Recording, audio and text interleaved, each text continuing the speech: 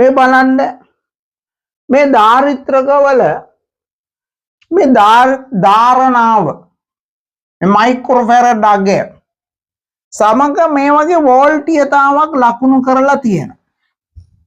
මේ බලන්න මේකේ තියෙනවා වෝල්ට් 450යි. දැන් මේක ඇවිල්ලා ළමයි අර මේ වෝල්ට් 230 වැඩවලට පාවිච්චි කරන ධාරිත්‍රකයක්.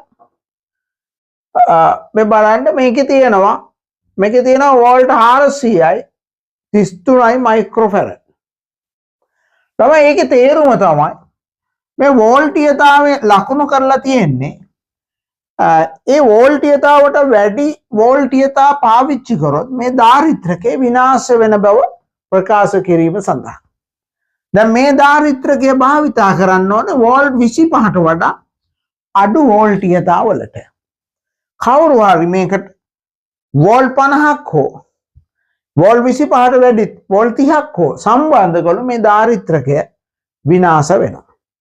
මේ අගය ගැන අපෙන් අහුවොත් අපි ඔහොම උත්තර කියන්න ඕනේ. හරිද? දැන් ළමයි මේ වගේ කරුණු ඉගෙන ගන්න. මේ වගේ කරුණු උගන්වන ගුරුවරු ඉන්නවා ලංකාවේ. දැන් මමත් ළමයි ඉස්සර 2005 අවුරුදු වල 2004 ඉඳලා මේ වෙනකොට පාසල් ගණනාවක ඉඳලා තියෙනවා. සමහර පාසල් වලින් ළමයි අපි ළමයට උගන්වන්න මේ වගේ ධාරිත්‍රකයක් ට්‍රාන්සිස්ටරයක් එහෙම නැත්නම් බැටරි කෑල්ලක් කඩෙන් ගන්න පාසලේ මුදල් ඉල්ලුවාම දෙන්නේ නැහැ. හරිද?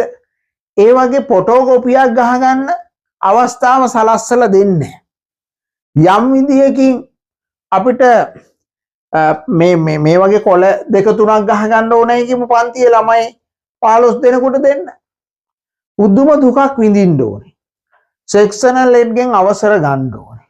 ඕම ගිහිල්ලා ළමයි අර වැඩේ කරනවට වඩා එපා කරන. දක්ෂ ගුරුවරයා මරා ගන්නවා. අන්න ඒ වගේ පාසල් සමහර ඒවා ළමයි. මටත් එහෙම ඒවා හම්බ වෙලා තියෙනවා. මම නම කියන්නේ නැහැ. හරිද? මෙලෝ වැඩකට නෑ.